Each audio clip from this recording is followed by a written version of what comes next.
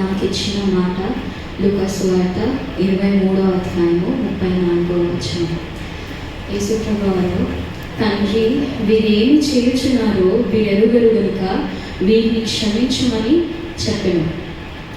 యేసు ప్రభువారి పరిస్థితి మనం ఒకసారి జ్ఞాపకం చేసుకుంటే, గెత్సెమనే తోటలో ఆయన ఎంతో వేదనతో, ఎంతో బాధతో, ఎంతో దుఃఖంతో ఆయన ప్రార్థించుచున్నప్పుడు ఆయన చెమట రక్తముగా మారినప్పటి నుంచి మనం చూస్తే ఆయన మీద పడి ఆయన ఏదో దొంగ అన్నట్టు, నేరం చేసిన వారిని పట్టుకున్నట్టు ఆయన మీద పడి ఆయనని పట్టుకున్నారు.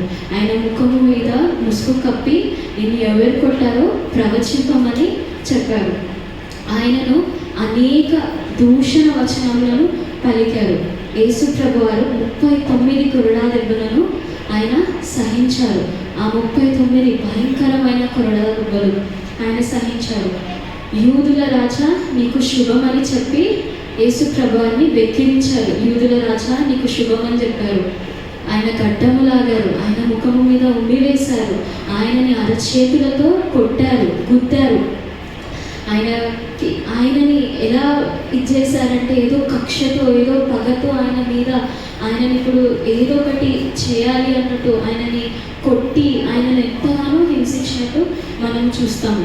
ఆయన తల మీద ముళ్ళతో కిరీటమును అల్లి ఆయన తల మీద పెట్టి నొత్తినట్టు మనం చూస్తాం. మేకులలో ఆయనని సిలువ వేశారు. ఇవన్నీ జరిగినప్పటి నుంచి, అంటే ఆయన ఎంతో వేదనతో ప్రార్థించినప్పుడు, ఆయన చెమట రక్తముగా మారినప్పటి నుంచి, ఆయన మేకులతో సిలువ వేసినంత వరకు ఆయన వేదన, ఆయన పడిన బాధ, ఆయన సహించిన శ్రమ అదంతా మనం చూసుకుంటే, దేవుడు ఆ పరిస్థితిలో కూడా ఎంత ప్రేమమయుడు అంటే, అటువంటి పరిస్థితి ఆయన ఫేస్ చేస్తూ కూడా ప్రభువారు అంటారు కదా, తండ్రి వీరేమి చేయుచున్నారో మీరు ఎరుగరు కనుక వీరిని క్షమించమని యేసు ప్రభువారు తండ్రితోని విజ్ఞాపన ప్రార్థన చేస్తున్నారు. యేసు ప్రభువారికి ఆయన పరిస్థితిని చూసుకుంటే, ఆయన పరిస్థితికి ఆయన అనుకూలముగా మార్చుకొని ఉండొచ్చు. అంటే లూకా సువార్త 22వ అధ్యాయంలో మనం చూసుకుంటే యేసు ప్రభువారు పేతురుతో అంటారు కదా, నేను నా తండ్రిని మొర్ర పెట్టుకుని ఎడల 12 సేనా వ్యూహముల కంటే ఎక్కువ దూతలను నా తండ్రి పంపేకుండా ఉంటారా అని యేసు ప్రభువారు అనేది మనం చూస్తాం. అంటే పరిస్థితి అంతయు ఆయన చేతులలో ఉంది. ఆయన ఏ డిసిజన్ తీసుకోవాలని ఆయన చేతులలో ఉంది. ఆయన యేసు ప్రభువారు తండ్రి చిత్తమును నెరవేర్చుటకు, మన జీవితంలో మనకు రక్షణ కల్పించుటకు, ఆయన ప్రేమను వెల్లడి చేయుటకు ఆయన ఏ మార్గము ఎంచుకున్నారో ఆయన తండ్రి చిత్తమును నెరవేర్చడానికి ఆయన నిర్ణయం తీసుకున్నారు. అంటే 12 సేనా వ్యూహముల కంటే ఎక్కువ మంది దూతలు రావడానికి సిద్ధంగా ఉండే అంటాం. అంటే 72,000 లీజియన్స్ ఆఫ్ ఏంజల్స్, అంతమంది, అన్ని దేవదూతలు రెడీగా ఉండే to come and rescue Jesus Christ. అయినప్పటికీ ప్రభువు లేడు. ఆయన తండ్రి, పరలోకంలో ఉన్న తండ్రి చిత్తము నెరవేర్చుటకు ఆయన ఏ నిర్ణయము తీసుకోక తండ్రి చిత్తము కొరకై ఆయన తనను తాను అప్పగించుకొనెను అని మనం చూస్తాం. మనము 1 పేతురు 2వ అధ్యాయము 21 నుంచి 23 వరకు చూస్తున్నాం. నేను చదువుతాను. క్రీస్తు మీ కొరకు బాధపడి మీరు తన అడుగుజాడల యందు నడుచుకొనున్నట్లు మీకు మాదిరి ఉంచి పోయెను. ఆయన పాపము చేయలేదు, ఆయన నోటను ఏ కపటమును కనబడలేదు.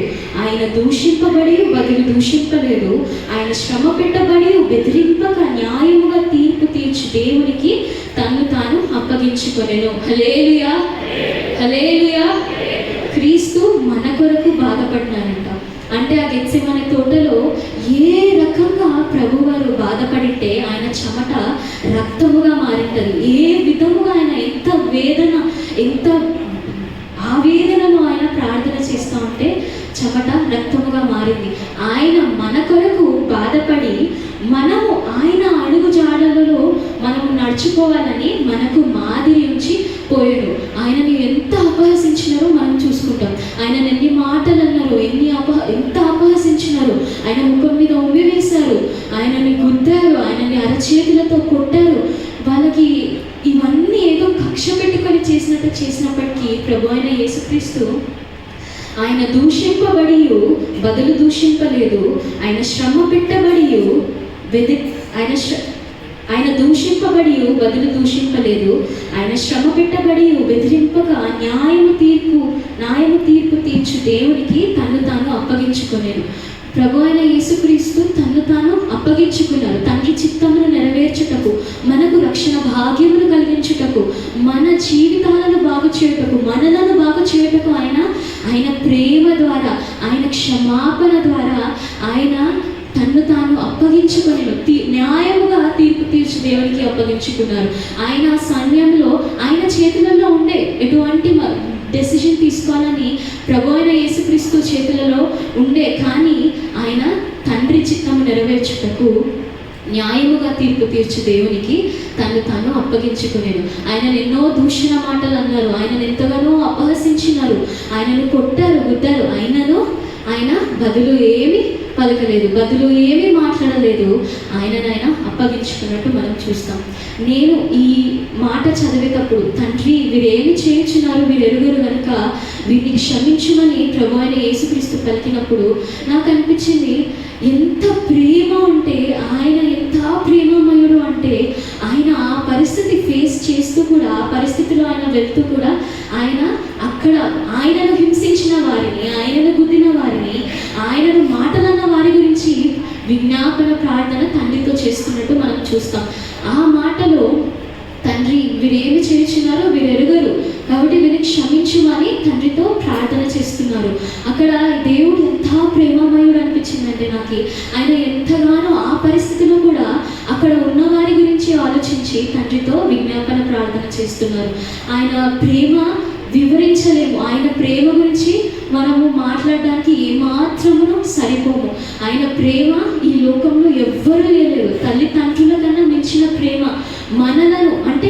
మనలను మన జీవితాలలో ప్రతి పరిస్థితిలో తల్లిలాగా తండ్రిలాగా ఆదుకుంటూ మనల్ని నడిపించేది యేసుప్రభు వారు ఒక్కరే. ఆ పరిస్థితిలో కూడా ఆయన గురించి ఆలోచించగా వీరేమి చేయుచున్నారో వీరు ఎరుగరు అని ఎంతో ప్రేమగా ఆయన విజ్ఞాపన ప్రార్థన చేస్తున్నట్టు మనం చూస్తాం. 1 యోహాను 3వ అధ్యాయము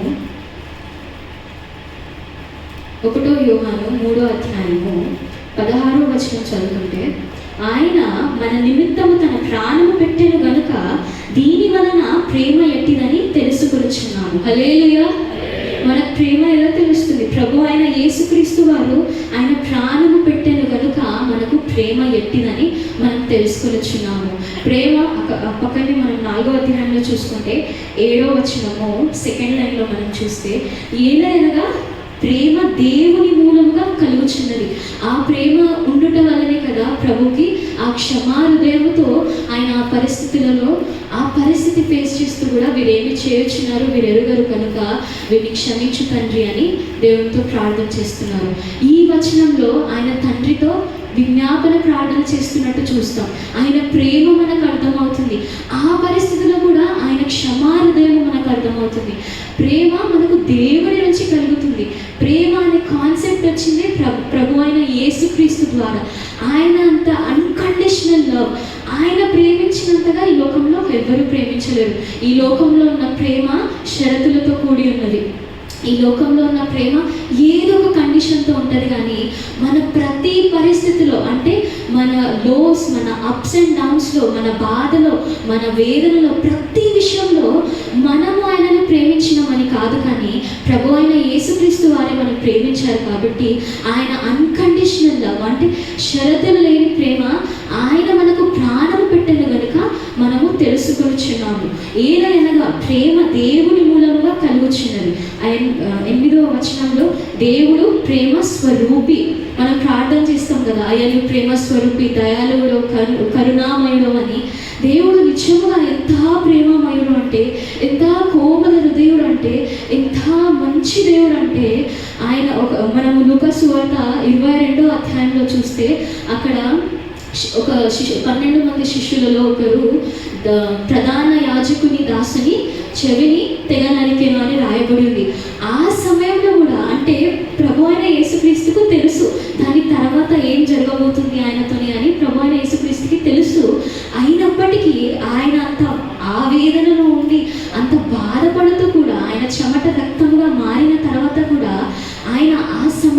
ఆ ప్రధాన యాజకుని దాసుని చెవిని ముట్టి బాగు చేసెను అని రాయబడి ఉంది. ఆ సమయంలో కూడా ప్రభు అయిన యేసుక్రీస్తు వారు ఎంత ప్రేమమయుడు, దయాళుడు అంటే ఆ పరిస్థితిలో ఆయన ప్రధాన యాజకుని చెవిని ముట్టి బాగు చేశారంట. అంటే ప్రభు అయిన యేసుక్రీస్తుకి ఆల్రెడీ తెలుసు దీని తర్వాత ఆయనతోని ఏం జరగబోతుందని. అయినప్పటికీ మన ప్రభు అయిన యేసుక్రీస్తు ప్రేమామయుడు, ప్రేమాస్వరూపి. 10వ వచనంలో చూసుకుంటే, మనము దేవుని ప్రేమించటమని కాదు, తానే మనలను ప్రేమించి మన పాపములను ప్రాయశ్చిత్తమై ఉండుటకు తన కుమారుని పంపెను. ఇందులో ప్రేమ ఉన్నది. మనందరికీ తెలిసిన వచనము, దేవుడు తన అద్వితీయ కుమారుని ఈ లోకములకు పంపెను. దేవుడు లోకమును ఎంతో ప్రేమించను. లోకము అనగా మనమే, ఆయన బిడ్డలను ఆయన ఎంతగానో ప్రేమించను కనుక మనలను మనము ప్రేమించటమని కాదు, కానీ ఆయనే మనలను ప్రేమించి మన పాపములకు ప్రాయశ్చిత్తమై ఉండుటకు తన కుమారుని పంపెను.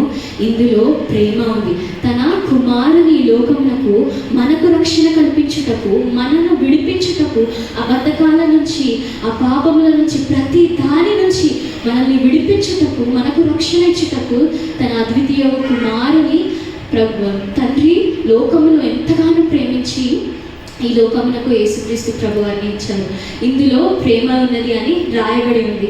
ఆ పక్కనే 19వ వచనం చూసుకుంటే, ఆయనే మొదట మనలను ప్రేమించను కనుక మనము ప్రేమించుచున్నాము.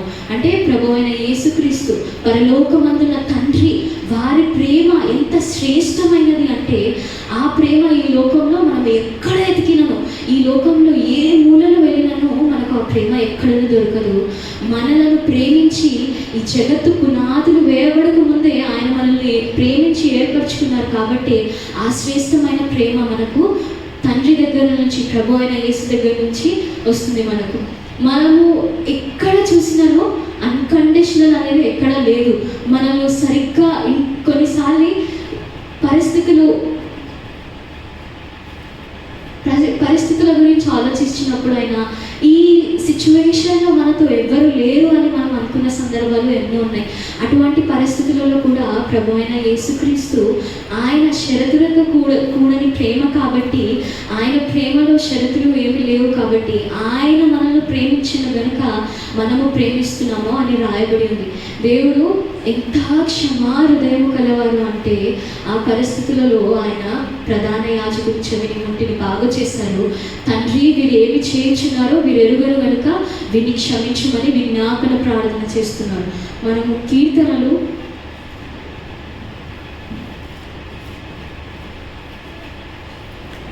86వ అధ్యాయం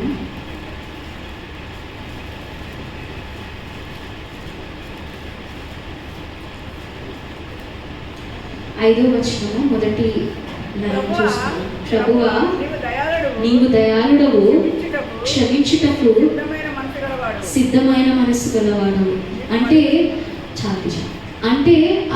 ఎప్పుడైతే దేవుణ్ణి ఆయన ఏదో దొంగ అని పట్టుకోవడానికి వచ్చినప్పుడు, ఆయన ఏదో నేరం చేసిన వాళ్ళు లాగా ఆయన మీద పడి ఆయనని పట్టుకున్నప్పుడు కూడా ఆయన ప్రధాన యాజకుని దాసుని చెవి ముట్టి బాగు చేసినని మనం చూసాం.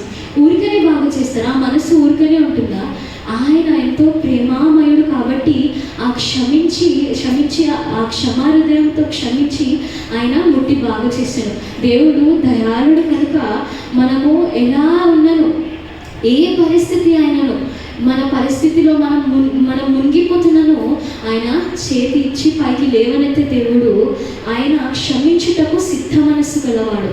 హల్లెలూయా, దేవునికి స్తోత్రం. హల్లెలూయా. పరిశుద్ధ గ్రంథంలో మనం చూస్తాం కదా, జగత్తు పునాది వేయబడక ముందే ఆయన మనలను ప్రేమించి మనల్లో ఏర్పరచుకున్నాడు. అంటే మన జీవితం అంతయు ప్రభు తండ్రికి తెలుసు, ప్రభు ఆయన యేసుక్రీస్తు వారికి తెలుసు, మన జీవితం అంతయు తెలుసు ఆయనకి. మనం ఈ సందర్భంలో ఈ పని చేస్తాము, ఈ సందర్భంలో ఈ పని చేస్తాము, ఈ సందర్భంలో ఆయనకి దూరం అవుతాం, ప్రతిదీ తెలిసి ఈ తప్పు చేస్తాం, ఆ తప్పు చేస్తామని తెలిసి కూడా ఆయన మనలను ప్రేమించి ఏర్పరచుకున్నారు. ఆయన ఏ పరిస్థితిలో కూడా, మనం ఎటువంటి పరిస్థితిలో మునిగిపోతున్నా కూడా ఆయన దగ్గరికి వెళ్ళి క్షమాపణ అడిగిన ఎడల క్షమించటకు సిద్ధమైన మనస్సు గలవాడు. దేవుడు నువ్వు ఇది చేస్తేనే నేను క్షమిస్తాను, నువ్వు ఇది ఈ విషయంలో మంచిగా ఉంటే నేను క్షమిస్తాను అంటే, దేవుడు మన కొరకు ప్రాణం పెట్టి ఆ శిలువ మరణం పొందిన తర్వాత ఆయన నేను చేసిన పని ఇక్కడితో అయిపోయింది, ఇంకా మీ మీద ఉంది.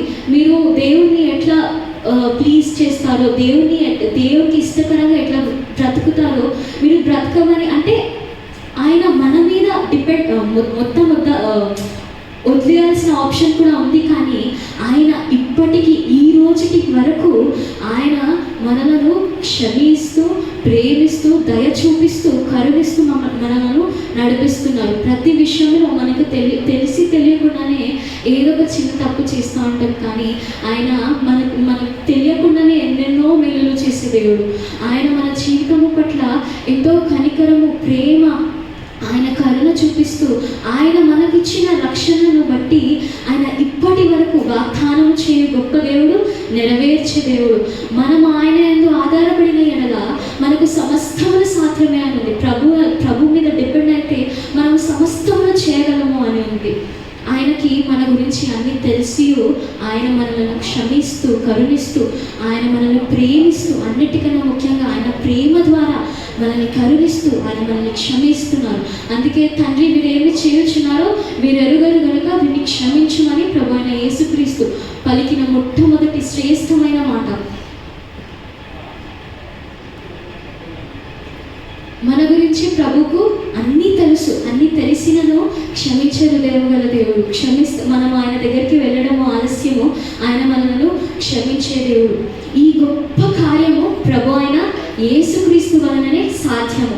అంటే ఆయన కలువరిగిరి పైకి మన పాపములన్నీ మోసుకొని తీసుకెళ్ళి కార్చిన రక్తము, ఆయన పడిన శ్రమ, ఆయనను అంత టార్చర్ పెట్టిన తర్వాత కూడా ఆయన ఇదంతా సహించి ఆయన మరణమును గెలిచిన దేవుడు. హల్లెలూయా! అందరం చప్పట్లు కొట్టి దేవుని మహిమ పలుకుదాం. ఇది దేవునికి ఒక్కడికే సాధ్యము, ప్రభు అయిన యేసుక్రీస్తుకి ఒక్కరికే ఈ గొప్ప కార్యము సాధ్యము. ఈ దినాన మనము మన జీవితంలో ఆయన జరిగించిన ప్రతి మేలులను జ్ఞాపకం చేసుకుంటూ, ఆయన మన పట్ల చూపించిన ఆ కరుణ, ఆ జాలి, మన జీవితంలో జరిగిన ప్రతి ఒక్క ఆశ్చర్య కార్యమును మనం జ్ఞాపకం చేసుకుంటూ ఈ దినాన, ఈ శుభ శుక్రవార దినాన మనము ఆయన మన పట్ల చూపించిన ఆ రక్షణను, ఆ దయను, ఆ కనికరమును, ఆయన మనకు ఇచ్చిన విమోచనను మనము జ్ఞాపకం చేసుకుంటూ, ఆయనకు మహిమకరంగా మనము కూడా ఒకరి పట్ల ఒకరు ప్రేమ కలిగి, ప్రభు అయిన యేసుక్రీస్తు అటువంటి పరిస్థితుల్లో కూడా ప్రార్థన చేసినట్టు మన జీవితంలో ఎటువంటి పరిస్థితి మనం ఎదుర్కొన్నా కానీ ప్రార్థన చేయడం ఎడతెగక ఒకరినొకరు ప్రేమిస్తూ ఆయన కలిగి ఉన్నట్లు క్షమాహృదయం కలిగి నడుచుకోవాలని, ఆయనను పోలిన వారమై ఉండాలని దేవుని కోరుతూ ఈ కొద్ది మాటలు దేవుడు దీవించుగాక. అవునండి.